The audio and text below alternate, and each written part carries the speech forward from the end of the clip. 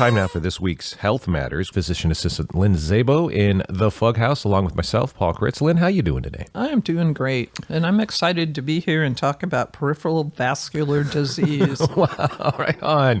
What the heck even is peripheral vascular disease? Sounds like it's a blood flow issue. Yeah, it's a blood flow issue to the extremities, mostly the legs. And it came about because I've been seeing a lot of it lately, and I thought maybe there was a lot people could do kind of, to be forewarned about what to look for and then how to access care, because we actually have resources in this county. Wow, okay. Yeah. Okay. I'm excited about topics that fall into this kind of, this place in that, because I'm right on the edge where, I'm at the age where things are starting to fall apart. So these preventative things that you come with, I'm paying attention. Yeah, this is exciting. But this is a huge peripheral vascular disease. So peripheral means at the end of something, so at the end of the line. Vascular has to do with blood vessels, and it can be a reference to arteries. Just to review, arteries are the vessels that carry blood from the heart to the extremities or to the tissues, or it can have to do with veins, which are blood vessels that carry the blood back to the heart again, heart and lungs to be oxygenated. Okay, so it's an outflow, inflow thing. Okay, so it's a super big topic, and I'm going to simplify it a lot. Okay. I mean, it as far as a disease, it's a syndrome, not a syndrome, but it's a condition that can result, I assume, from a lot of different causes. A lot of different causes, and we're talking about two really specific and different diseases, actually, because we're looking at what goes out and what goes in. Okay, gotcha, along the lines of arteries and veins. Right. Okay. So, and it has to do with, when it's an arterial problem, oftentimes it has to do with the atherosclerotic obstruction of arteries. And when it's a venous problem or relating to the veins, it has to do with the breakdown in the function of the veins. Okay. Yeah. Okay, so one is obstruction, like from things collecting in arteries. Is that what we're talking about? Just buildup? Yeah. It's like when you buy a pair of socks and they get, they're great and they stay up, and then eventually you wear them a lot and then they get stretched out. That's different. The vein story. That's the vein story. I was talking about the arterial one, which is more about... The arterial is atherosclerotic, so all the gunk, crapola and gunk that's inside your arteries, it kind of builds up. So that means if you're having problems in the arteries going to your legs, then you're having problems in the arteries that are delivering blood to your heart. So that's a pearl I wrote in here. A pearl in medicine is like an understanding that even though it's super basic, when you get it, it opens up all kinds of understandings beyond it. So, and I'm sorry to finish up that thought, though. The veins, they wear out simply like the socks. They just wear out like the stretched socks. Out they get kind of. So problems in the arteries is decreased blood flow to where it needs to go. Problems in the veins, decreased blood flow and therefore clotting. So when blood sits still, it clots. It's supposed to do that. And so then you have little clots break off and they go to other parts of the body, which is what a stroke is. Well, yeah, that sounds really serious then. Yeah, we should pay attention to this, huh? And there's a lot of different causes. And again, we're talking about two different things, but the biggest risk factor is just getting older. So this is a miles on the tires kind of thing. Yeah, so we're back with that. We're not immortal. So of interest, there's more arterial disease in African Americans and less in Asians. And I don't think they know what the reason is. Is there genetic? Is it lifestyle? It's hard to say. Okay. But there's modifiable risk factors for both. And they would include stopping smoking, keeping good sugar control, good glycemic control if you're diabetic, or even if you're leaning toward prediabetes. And the biggest one, I think, is increasing the personal awareness of your feet. Right. Which doesn't really happen. I mean, we take our feet for granted. That's such a funny thing. I do not take my feet for granted because I'm currently walking around with what I think is a tendonitis in an Achilles heel. But it's okay. It's manageable. But no, I do. I've got so what sorts of things are we watching for? Numb spots? What do you look out for with your feet? And you're actually talking about your ankles, so I'm talking about I'm talking about feet. That's just the specific thing having to do with my ankle. But I've got like numb spots on toes and things. Yeah. Is that, what should I worry about numb spots, color changes, sores that don't heal very well, how calluses are forming, how your shoes are wearing, because all of our interaction with the ground via our feet is super important and super underappreciated. Weird toenails, a big deal. Oh, wow. Okay, sure. A big deal to people, and not all weird toenails are fungal. That's marketing. That's in the Lynn Szabo gift shop. That's a shirt. Not all toenails are fungal. So weird toenails are fungal. Do you remember the guy? I can't remember his name. The guy who was in talking about go everywhere barefoot. Yeah. I think about him every day because I go out and I walk and I'm nursing this ankle thing and I'm going all right, and I'm wondering if it could be different if I could go places like go out to Lake Earl and go walk out there barefoot and just I think about that all the time. I think a lot about my feet and I worry about tendons and I've had it feels like nerve stuff and massaging and keeping All of that's important. Oh my God. Feet are not really very much else except for stuff that's crucial. So like blood vessels, in and out, nerves, ligaments, which hold bone to bone, and bones. That's like it. That's and it. a little bit of cushioning. Those 5 things are feet. So, but here's that's so functional. That's awesome. Anyway, that's true, and they're super important. And I think podiatrists are super underutilized, and they were mocked in medicine for a long time. Really, and I'm like the big fan of the podiatry world. Oh yeah. Let me tell you. Oh, wow. But this along the same lines, get your provider to look at your feet, ankles, and lower legs. We almost never look at them, and I love it when I walk into a room and somebody has their shoes and socks off and their pants rolled up. You ready? You ready to dive in both hands? I am ready. I used to be like, no, I only have 7.5 minutes. Yeah, I only. So it's and this again. I think we've talked about this in the past. It being a generational thing as far as examinations go and getting hands-on thing. Totally. I'm in the hospital for a kidney stone years ago, and the old doctor who comes in starts playing with my feet and my calves. I'm going, what are you? Okay, I just let it go. The young doctor sat across the room and talked about numbers. This guy put hands on and things that I didn't think applied to the issue. Well, if I'm going in the room thinking I'm talking about cholesterol, and if cholesterol is part of the problem in arterial peripheral vascular disease, then the feet make sense. Right. We should start there. So if you're examining somebody and you take hold of their feet, the first thing you notice is what? The temperature? Are you looking for cold feet? Yes. Or is that a thing? Yeah. Yeah, that's one of the first things. That's called calor in CALOR in medicine. So calor is heat. So there's either heat or absence of heat, which would be cold, right? Right. And there's also, is there hair there or is there not hair there? Okay. What's the skin color? So people with peripheral arterial disease actually have white, shiny, kind of marble colored skin on about mid shin down, maybe knees down. Okay. And they don't have any hair on their legs. Huh. And they've never noticed that.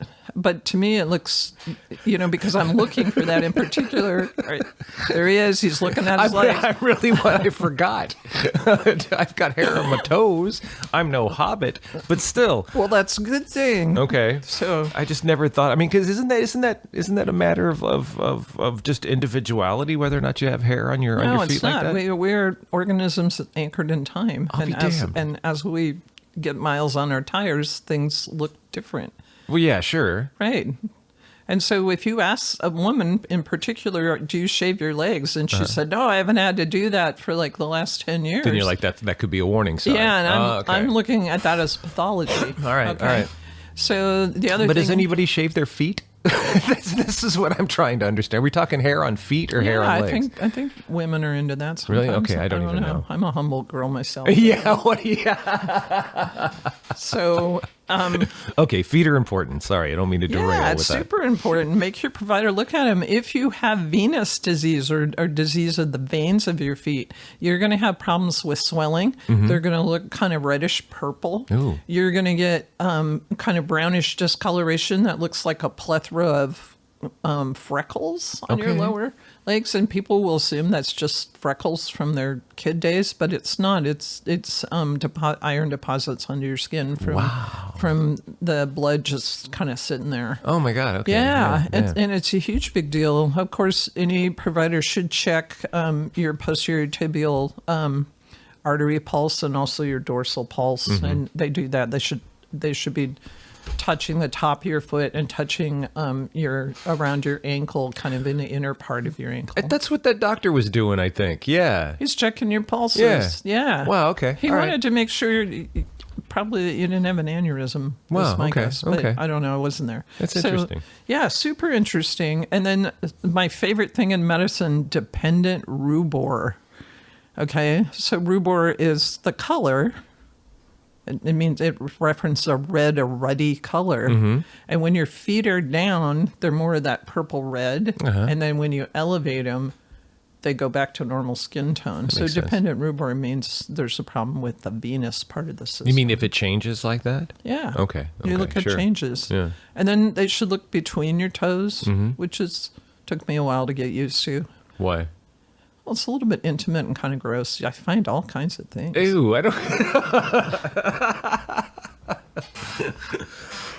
And there probably should be some evaluation of your nails, of your toenails, because if you're not getting enough blood to feed, the nail matrix, then your nails are growing out funky. And then, so that's a clue too. Okay. And if you're slowly like starving the nerves and you can't feel things, nails can kind of start to grow into and then you adjoining walk, toes, yeah. and then you have trauma. And as per the T-shirt, Yeah, not all there you weird go. nails are fungal.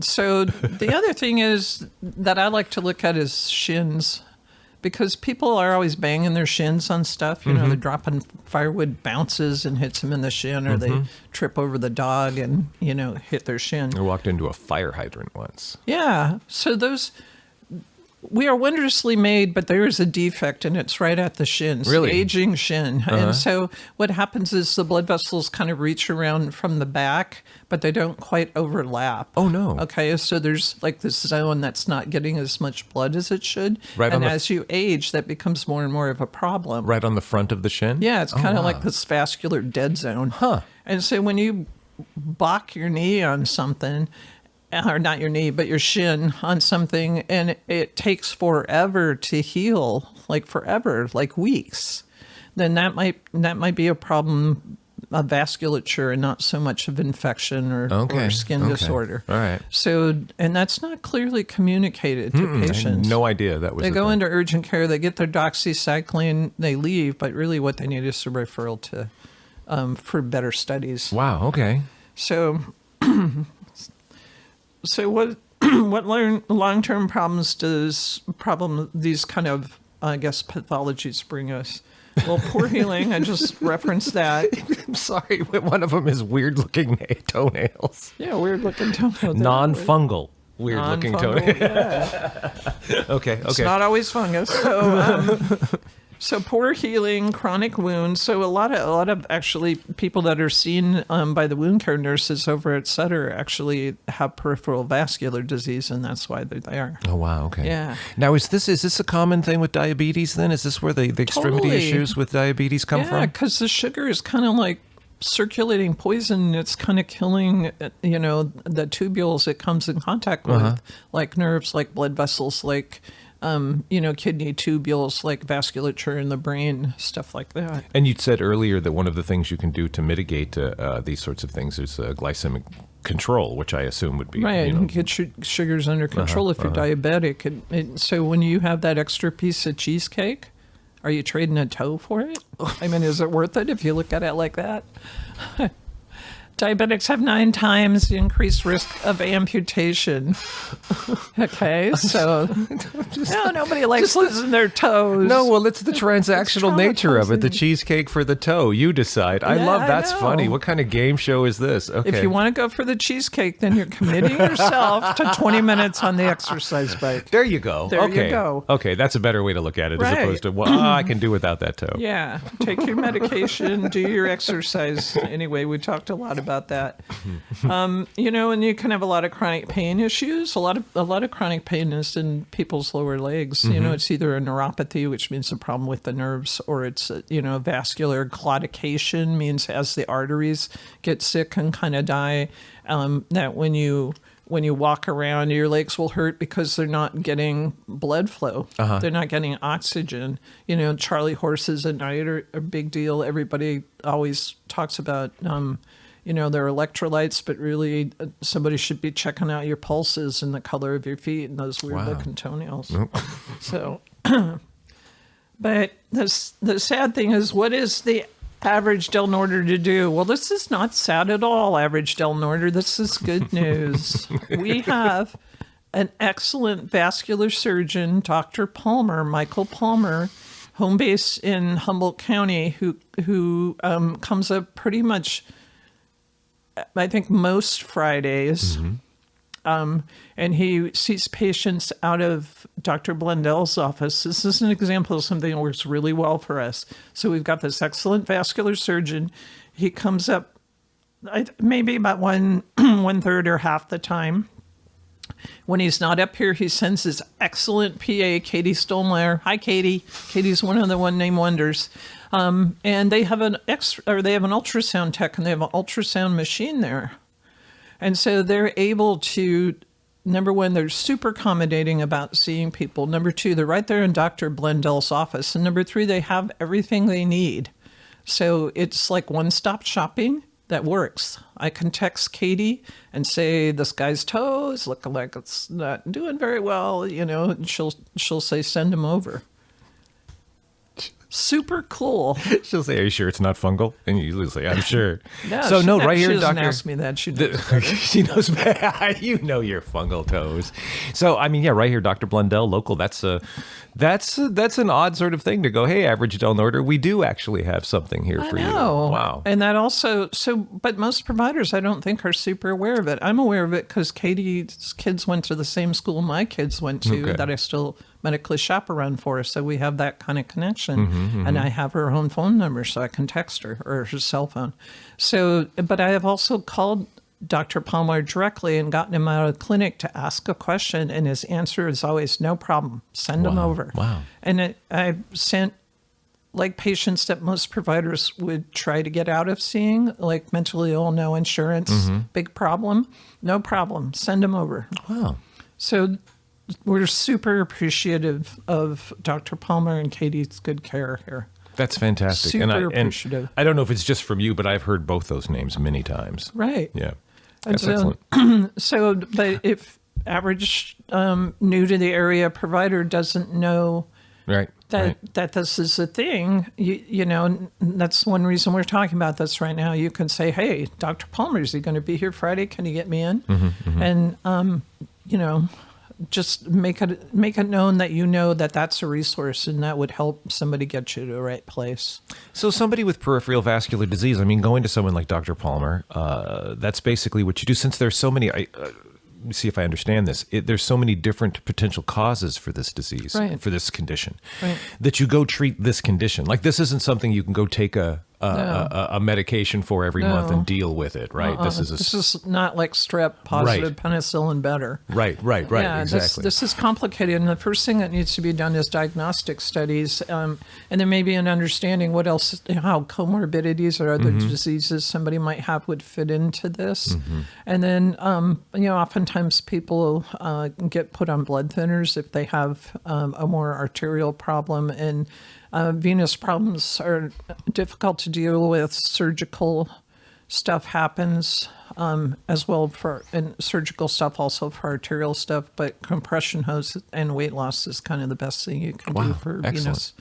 Yeah. So, and actually this came up to this week because I happened to see somebody who needed this referral, and I was glad to provide it, and he was super glad to have access to the resource. Wow, yeah. And so he looked a little bit doubting for a minute, and I said, hey, well, you know me, I'm on Health Matters on KFUG, and he was like, okay, we'll do this. Seriously? Really? That Seriously, had I got super, and I'm not making light of his situation, but anything to get a patient to the right level of care, even dropping Paul Critz's name. No, you dropped your own name there. That's what that was. Yeah. Oh my God, that's great. That's fantastic. Great. Yeah. So I mean, yeah, no, I've got, I'm already like, so feet. We've talked about extremities. Any hand sort of thing? Is that not extremity enough? Is it basically just feet we're talking about as far as? Feet are super important because they get more wear and tear, I think, more a gravitational thing. But yes, the peripheral vascular disease, especially arterial, can happen with fingers. There's something called Raynaud's phenomenon or Raynaud's syndrome. They're two different problems, but basically your fingers turn Wait, purple. same guy got a phenomena and a syndrome? I know. Wow. He must have been like. And is it French? Is it RENAUD? Is that right now? Okay. NAUD, yeah. And so phenomenon is just when your fingers get cold, and it's mostly like middle-aged women. Their fingers get cold and they actually turn white. It's kind of scary looking because it's pretty obvious white. Wow. Like they're dead. And then, they warm them up and then, the blood rushes back and it's kind of painful and tingly and stuff. Oh, sort of like a little miniature, like frostbite kind of thing? Yeah, like if you had frost nip. There's frost nip and frostbite. Right. So it's a little bit like that. So those women try really hard. They clutch coffee cups constantly. Is that what that is? They try not to get their fingers cold for any reason. Oh, wow. Okay. And then there's also, I think it's a genetic, or might be an autoimmune disorder, but that might be saying the same thing for the actual syndrome. And those people, they start losing fingers. Oh, wow. Yeah. Okay. So, and they get kind of whittled away, especially if they have comorbidities like cigarette issues and stuff like that. So I don't see that as often, though, as I see the phenomenon. Wow. All right. So I've got a couple of just freelance questions for you. Health matters, since we've got some time left on this one. Just about 9 minutes or so.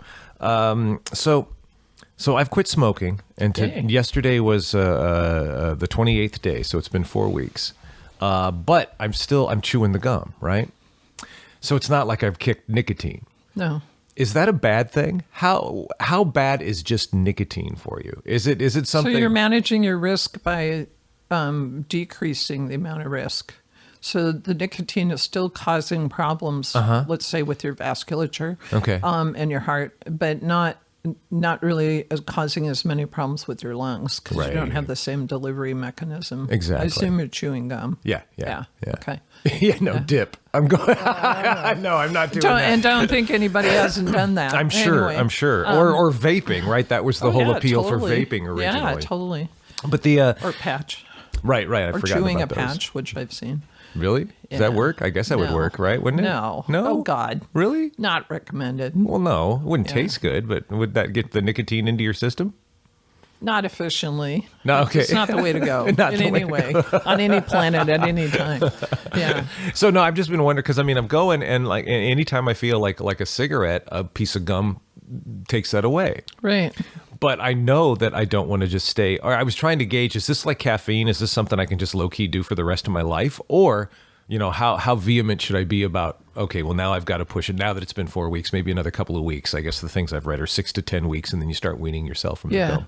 Yeah. How much into that am I? Or can I just sit and coast on the gum for a while? My dad was telling me about somebody who's been chewing gum for 7-8 years since they quit smoking. So they're still doing damage. They're pretending like they're not. Okay. I hope their lungs are better, because that is the step forward that they've made. But it hasn't changed any of the other It's time to let things. go of it. Good. Okay. Yeah.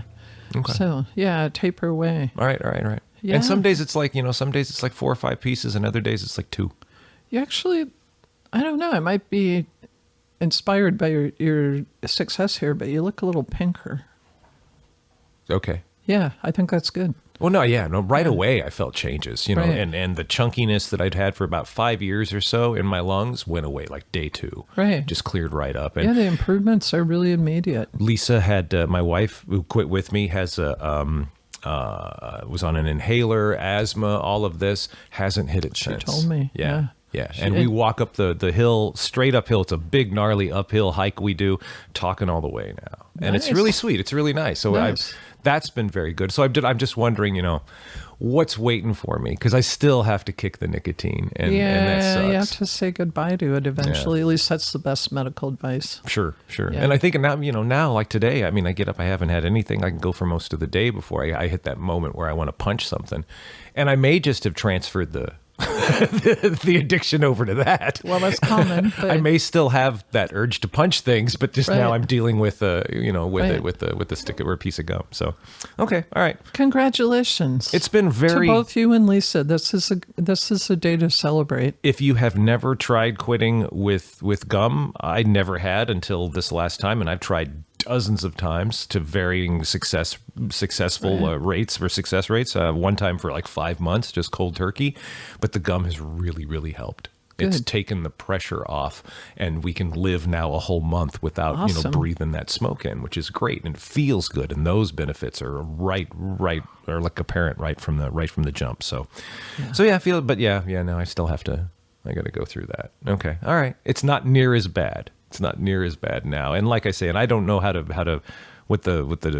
much nicotine I would get from a cigarette or through the course of days smoking, say about a half a pack of cigarettes. That was a bad day if I did that, as opposed to how much nicotine I get in my system from 3 or 4 pieces of gum through the course of a day. I don't know how it compares, but it seems better. It's a lot better. Because when you smoke fewer cigarettes, you actually suck it in deeper. Oh, wow. Unconscious. Got to make up for it? Yeah. Oh, man. Yeah. So, you're doing way better. Okay. Way better. So. All right. I just wanted to know if this was a lifestyle change or if just a temporary. It's good that you and Lisa did it together, too. Oh, yeah. That's another thing that can help you be more successful. I can't see any way we could have done it separately, really. Right. Except that she likes worse cigarettes than I did. So I could actually give up. If everybody around me was smoking like corporate cigarettes, I could give up smoking still because they're not enough of an appeal to me. Like a Marlboro would taste like a firecracker. I just don't like them.